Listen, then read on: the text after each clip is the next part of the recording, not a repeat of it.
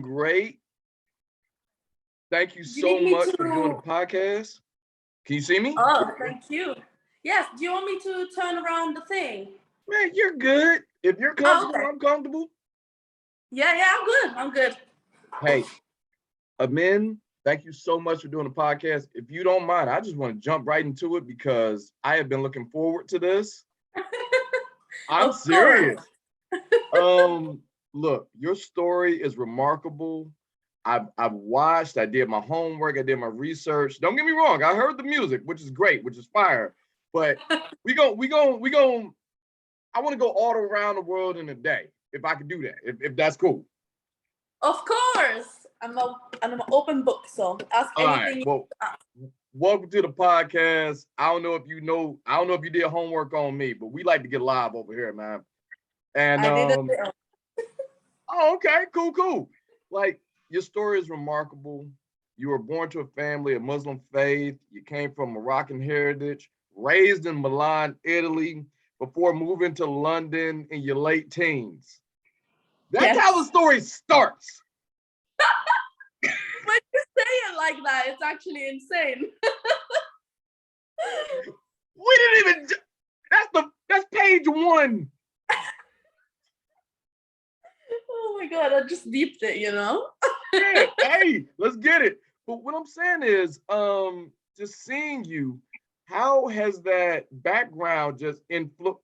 Before we jump into anything else, how is that background that gives you that, for lack of a better term, gravitas to just approach life, let alone your career or professional pursuits? I feel like I almost felt like I had a personality disorder my whole life. I was like, who am I? I felt like growing up in Italy, I didn't feel like I really belonged there.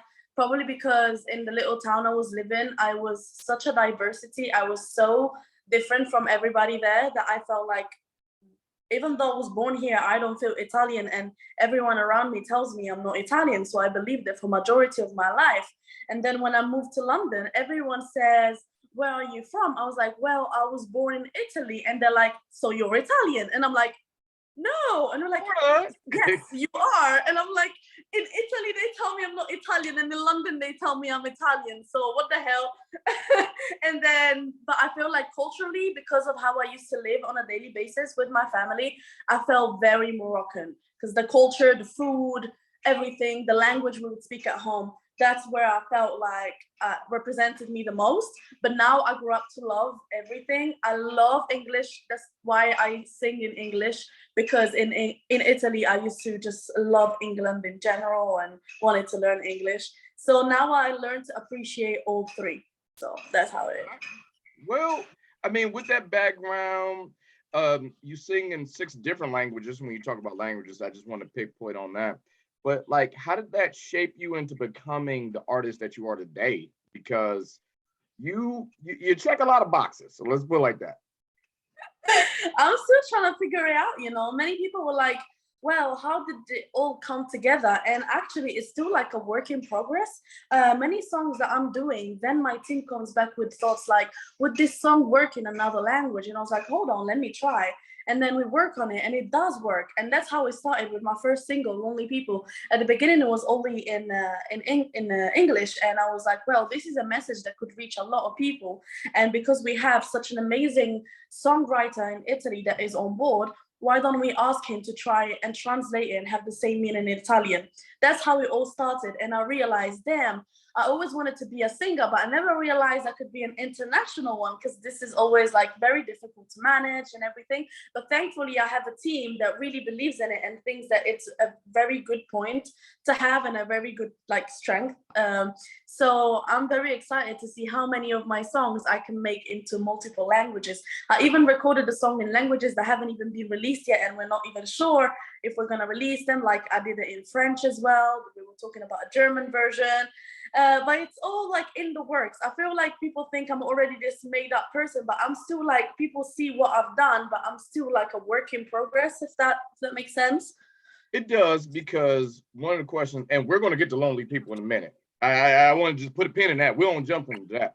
But like one of the things I want to talk about, like when you say you're a made up person, because you are, well, let me rephrase that. I want to say that different. You can evolve, you can change, but right now the story is something that it's a work in process. But if you stopped it right now, cool.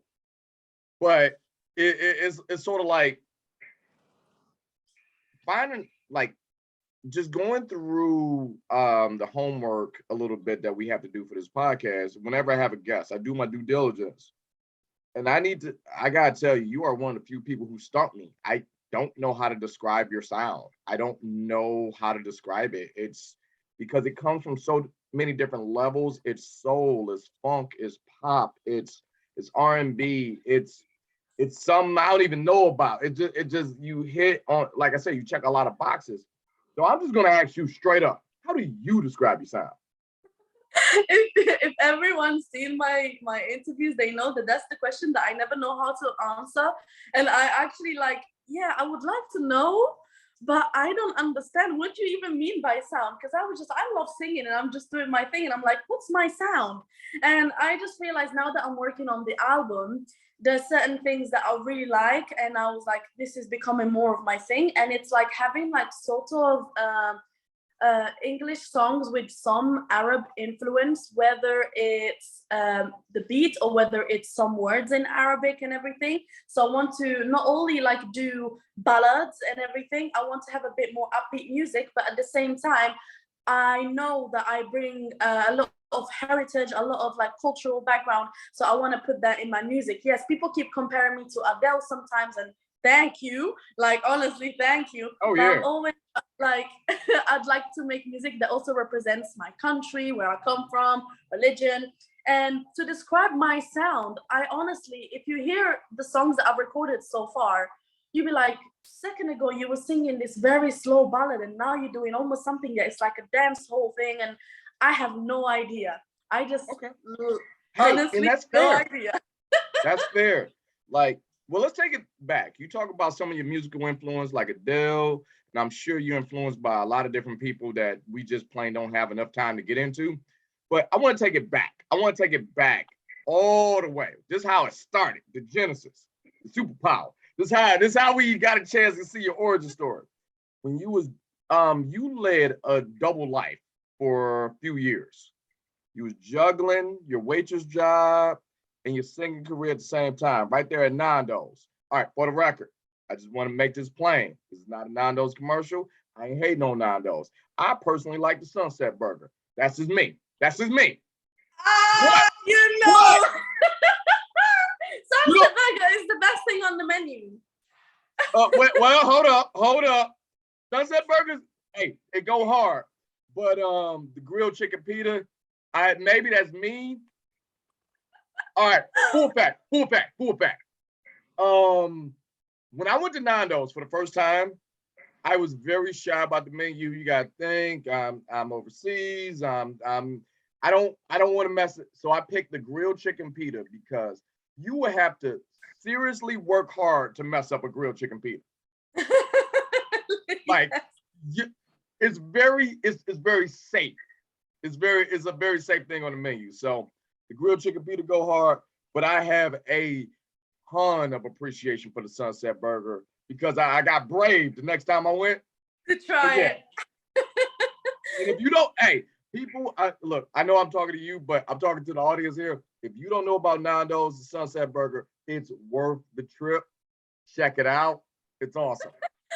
But what I was getting at with you is that double life. How was that? Where you got a chance you got to be the waitress, but then you go off and you go sing, and then you got to like act like it didn't happen. How does that work?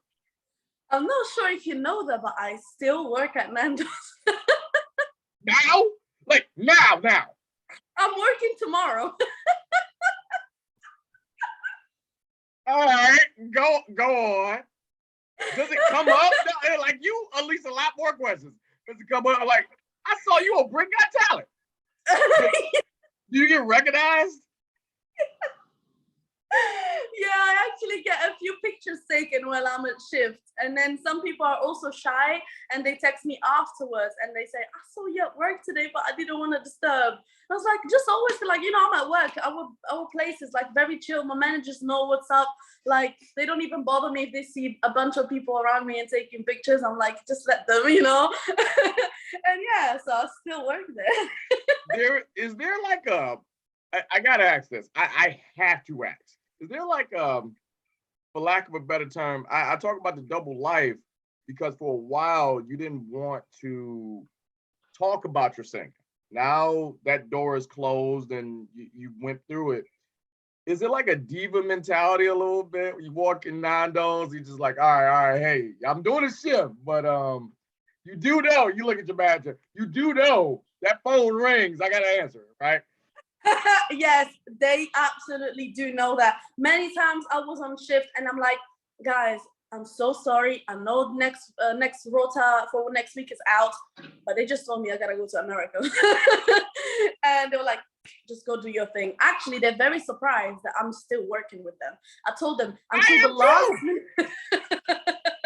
I told them, listen, to the last second that I can work with you guys, I will. Until the money comes a lot that I'm like fine for 2 years with music and everything, I still want to work because I love Nando's, and Nando's is the way that I met my managers. Nando's is the reason why all of this even started. I even met my husband at Nando's. Why on earth would I not like Nando's? So I have a question I don't think I can answer. This is more of a question for Nando's. How in the bluest of all hells have you not contacted my girl Imen, just like sing the jingle for a commercial? I mean, like, how has that come up? Look, never mind. Maybe they didn't see me yet. How did they miss you? But all right, whatever. But during that time, it was like, what was the value of having buddies who could keep a secret? Because right then you didn't want people to know, the singing world versus the regular world. So what was the value of having buddies that could keep a secret, not tell the world that you can sing? I feel like my friends had to keep a secret to my family because everyone knew I liked to sing, but they didn't know I wanted to do it as a career. But when it comes to my family, my dad never really knew I even liked to sing like that because I never knew what his take on music was, especially being so religious. So my friends growing up here and in the Western world and everything, they know that certain things parents cannot know until it's time for you to tell them. So I'm very lucky with the friends I've always had. I really select really well. I have a good judge of character. And then I'm glad that actually things went this way, even if 16-year-old me was like, oh, I can't, I want to go away, I want to run away from home, like I was this dramatic kid. But I'm actually happy that I waited because not only I feel like the industry could have influenced me in a different way because I was so young, but also because I waited till the time was right to tell my parents what I wanted to do and then believe in me because they know I'm grown up now, they know my values, they trust me. So I feel like everything happened for a reason like that. And I was always scared, but now that my dad like slowly sees what type of music I'm doing, what the message is in my songs, although there's a lot of debates about music in general, and by any means, I'm not telling anyone from my community or anything that this is permissible, this is not permissible, because I'm no imam, I'm no, I'm just a person trying to do her best. And I generally believe that what I'm doing is not doing any harm to anybody, but I also don't want to mislead people by saying this is right and this is not, in case it's not. But my dad really believes that I do it with like generally knowing that it's something good, it makes me feel good and I'm not harming anyone. So when he sees, now he sends me like links, he sends me advice. For example, when I told him that I was doing a duet with someone, he went and checked that person's music and he was like, oh, you're gonna sing this song with him, this song is really good, I really like the meaning of it, there's no bad words. So that's how he is. He wouldn't fully say I support you 100% because it's risky when it's religion and you tell someone just go do it, because in that case, if it's not right, he gets sins for it. So yeah, he signed on to that. Yeah, I get you. Exactly. But he's my dad, and at the end of the day, he wants to see me happy, and he knows that the reason why I do this, even though I like singing, I could just be singing in my room and that's it. But why I do it as a career is literally because I want to give a better life to my family. That's all. And they know I never really cared about money like that. That's hence why I still work in Nando's. I'm like, I like to consider myself humble and everything, but I do it for my family. I want my mom to have the life that she never had because they immigrated twice for us. So that's the All right. least I can do for them. Look, I'm not your agent. I'm not your manager. Professional advice right here. Never say the phrase, I don't care about money like that when you're talking about Nando's, because just say it. Just say it. Just say it. Just say it. Just say it. They know what I mean. No, don't worry. Honestly, for this case, I set up like my accountant and my husband's my husband's wife. It's me. What hell? Anyways, my husband's mother and everything that she knows all about this. I'm like, you give me all the financial advices and everything because they can play me because I'm really naive. Like they all know I'm like just kind of naive. I'm saying that as a professional courtesy. Like you may not want to say that sentence. No, but I look like this, but I'm also smart in certain I hope so. Hey, all right. But thank you very much. I appreciate it. Britain's Got Talent. I gotta talk about that because that is the thing that kicked the door wide open. If you was keeping a secret, it's no longer a secret. Since then, your life has turned upside down to some degree. I want to put you in a category, and I hate doing this, but I got to. Like surprises like Nick Edwards, Susan Boyle, Greg Pritchard. When you showed up at Britain's Got Talent, what was that like? What did life look like after, during, and after that? After as in like when I saw myself on TV or right after the audition, like when it kicked in, or because it was like it felt like a dream up until I saw myself on TV again. That's how it felt to me. One thing that people don't know, for example, is that I didn't apply for the show. So it was like I got a private number call one day, and I thought it was a scam. I thought it was a joke, and I didn't believe them until they sent the email. They said we saw your Instagram and everything. Then I was like, okay, let's do it. I'm probably not even gonna get to the judges round. We'll see later. I did my first audition in like Sony Music, and then they said, okay, you're through to the next round. I get there, I get all my friends, my sister, my mom knows, didn't tell my dad, told him I was working. And then I go on stage, and I was the last one of the day, so it was a long day. And then I auditioned, and what people actually don't know, and I think I never said this in an interview before, people don't know that what they actually seen on TV, it's not the actual thing that I did in front of the judges. Actually, Simon Cowell stopped me and he asked me to sing it a cappella. That's what actually happened. He wanted to hear my voice a cappella. And then when I heard his comments, because the reason why I always followed Britain's Got Talent was Simon Cowell. And I used to always watch the auditions since I lived in Italy. And I always used to ask myself, and I used to ask my sister, I remember it so clear. And I'm like, what do you think Simon Cowell would say? Would he see something special in me? Even though like I can't sing like this note or this riff and this one, do you think he will see something in there? And it literally became true when he said to me, this is one of the auditions that I'm going to remember for a long time. There, I stopped listening to anything else that was said. I did not remember nothing until I watched the audition again on TV. That's when I remembered what the other judges have said. So it was a bit like pause. That was the thing that we talked about that kicked the door open. If you was keeping a secret after that, you can't, because it's everywhere. No, a lot of people didn't know about that. But that spearheaded a lot of cool stuff. And to bring it back to what we kind of like touched on a little bit earlier, the song Lonely People, which touched a lot of people, myself included. Can you tell me a little bit of the story behind that? Because I want your story.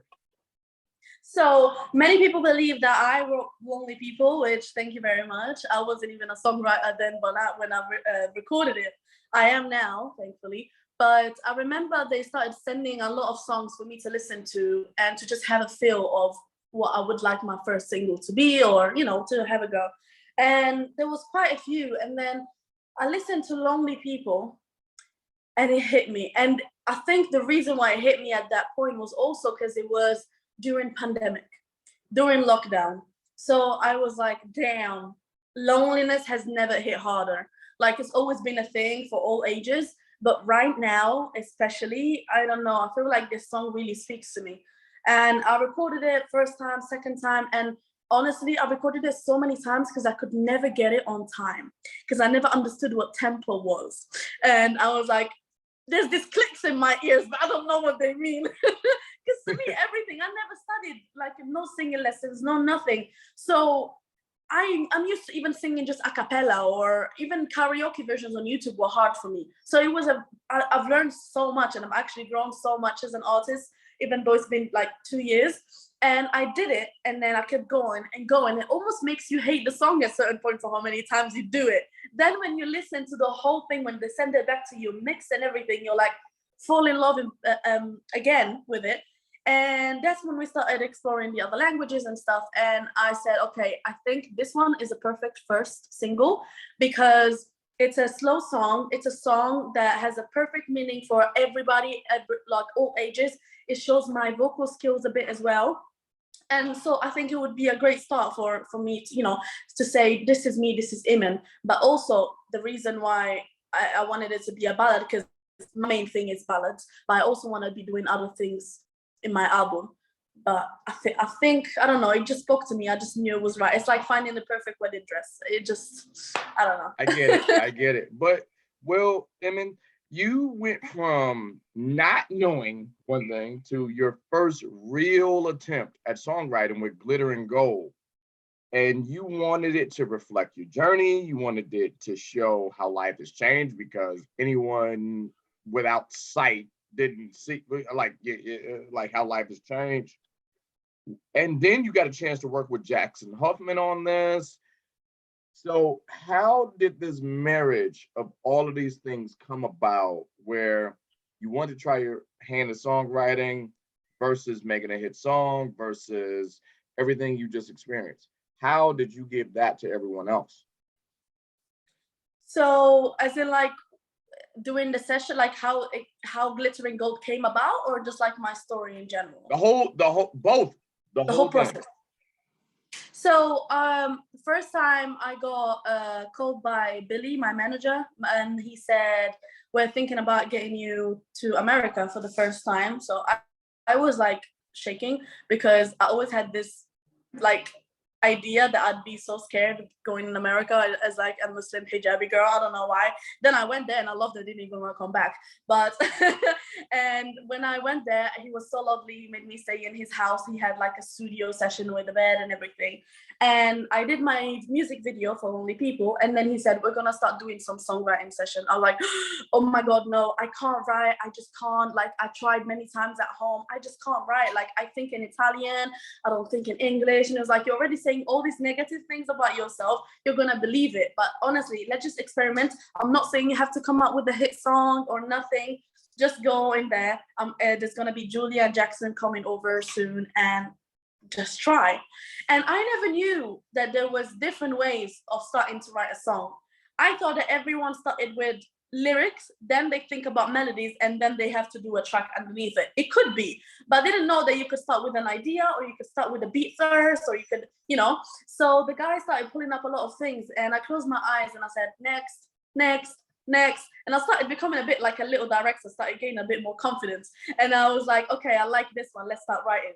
And believe it or not, we wrote for like 10 hours. Then I didn't like nothing, and we scrapped all of it. We started from zero again.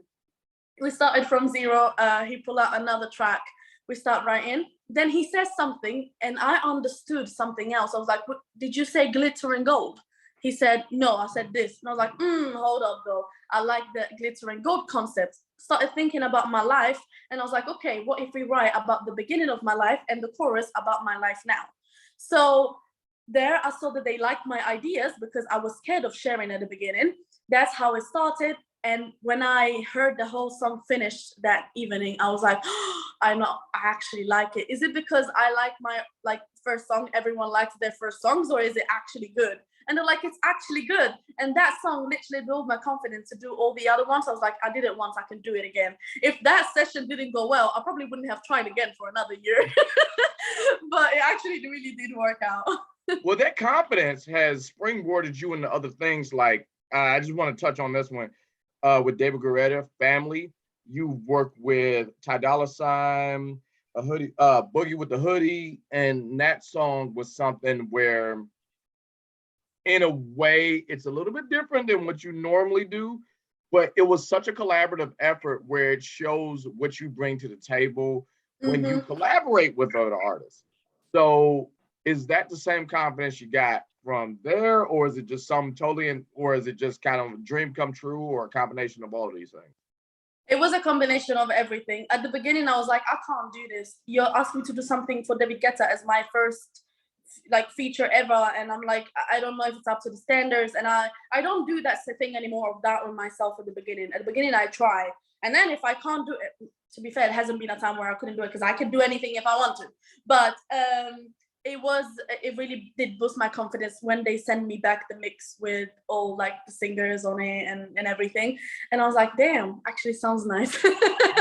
And it was still, I wasn't sure, even and when I sang it, I wasn't sure that they were gonna approve it. So I was literally at work and they told me, you're gonna have to not go to work tomorrow, you're gonna have to go and work on this song and translate it in Arabic. And I was like, I tried to translate in Arabic, but my Arabic is not everybody's Arabic. I'm from Morocco. So I got help from a guy in the Middle East. We did it, recorded it, sent it to them. They liked it. That's it. That's how it happened. All right. Well, with that, did that open the door, or do you have like a list now of people you want to collaborate with in the future? Absolutely. There's a few people that I can't mention now that I'm collaborating with, but I think people really wouldn't expect it. But I do hint everything on my profile sometimes, so they can do some digging. And then there's a few people I would love to collaborate with. I would love to collaborate with Lewis Capaldi, for example. I just love Lewis Capaldi, Alessia Cara as well. And even upcoming artists at one point, because I know how important it is. Like when I do get to that level where I'm starting to, get more known and everything, I like to collaborate with people that I feel are not being seen yet. So, yeah. All right. Well, with that said, I'm glad you brought that up, because you are, and I'd be remiss if I didn't bring this up, you are a strong advocate for representation, whether it be supporters of your music, your fans, people who connect with you on social media of all types. What would you like to say to those? Because to those people who follow you on whatever social media or support your music, because big things about representation. You said it in Britain's Got Talent. You said it in many interviews. What would you like to say now to that effect of representation and people who follow you? So I would say a lot of things, but if I had to specify certain things, I'd say, first of all, generally to anyone and everyone, to just be kind and listen to each other. And I know it sounds very cliche and something, yeah, of course, but I feel like people don't generally listen to each other and just be kind. It should be easy and everything, and it helps and it can change someone's life. You could be smiling at someone in the street and they have a bad day. They smile to the next person and they smile to the next person, and you could literally change the world with little things. And that's just something in general that I like to say to all the viewers in general. When it comes to my community, especially that I'm representing, I feel like I'm doing this to open doors and to make it more normalized in this society. But I also want people to understand that the same way I'm human and other people are humans, that we're not like idols. We shouldn't be like perfect. I don't know if that makes sense. In the sense, like I'm doing like my best. And I understand that many people are not going to agree with many things that I do. And I don't want people to take everything that I say as a written rule or anything. I'm just generally trying to help everybody. But I feel like every time I'm scared of being attacked of something that I'm saying religiously wise. Because in my case, wearing a headscarf is like such a symbol, and people can see it straight away unless you're hearing me on the radio. For example, when it comes to Ariana Grande or other artists, they don't really focus on the religion aspect that much, because it doesn't come up. But in my case, because I'm wearing it and I'm representing it, people feel like I should be the perfect example of Islam. I'm not. I'm a Muslim. Islam is perfect. Muslims are not. And as long as you're kind and you do things genuinely and you don't want any harm to anybody, you should be good. Makes sense. And that makes sense. Mainly because I get it. I'm Christian and I make it on point. I'm not perfect at all. But if you could take some things about me to help you, great. Exactly. That's the same way I look at it. So, and I understand. So it's not just a religion. It's just like if you take it from whatever aspect. Exactly. So I want to do this because somewhere out there in the vast reaches of the internet, there's another young lady born of Muslim faith who may go to Morocco, who may travel to Italy before moving to London, and they're getting their start like you did, or some variation of that, or some craziness. What advice would you like to give someone who listens to your music, who sees you in the same light that you just talked about? What advice would you like to give them? They may not sing, but whatever, if they did, cool. That you don't always have to compromise your beliefs or culture to fit in a society. You can change the society the same way that, for example, Lizzo has changed the game. We were always told like, oh, you wouldn't be able to make it in this industry looking like that, or being a certain weight or having a certain hair or anything. And she literally changed the game with alongside other artists, but especially what affected me was seeing Liz, and I was like, oh my God, she's a singer, she's making it. And she's not the skinny white girl that I used to see when I was little. And it changes. Like, we are growing and we change in the next generations and the society and what is acceptable in certain industries. So be the change and don't let them change you. That's my advice. That's awesome. Imen, thank you so much for joining the podcast. We went a little bit longer than how we normally go, but we had such a good time. Yeah, we had such a good time where it just felt like I gotta say this with the podcast in the audio version. Is it cool if we play a couple of songs? I really do want to play Lonely People and Glitter and Gold. I want people to hear your voice if they haven't heard it before. Is that fine? Can we do that? Of course. Okay. This was like the fastest half an hour of my life. I know. Like, Imen, you're welcome back anytime. You get it. Aww. We get hype. We try to have fun. We go, like I said, around the world in a day. So that to quote the Prince lyric. But thank you so much for joining the podcast. I just wish you nothing but the best success. Thank you. I need to put a little shout out to Nando's. Like, come on. Literally right here. Sunset Burger and Rubro. Guys, the drink. You guys are missing out on the Rubro drink. Get that. School them. That's how you learn. That's how you learn right there. Well, man, thank you so much for joining the podcast. And you have an awesome day. We'll talk to you later. You too. Thank you so much. Bye.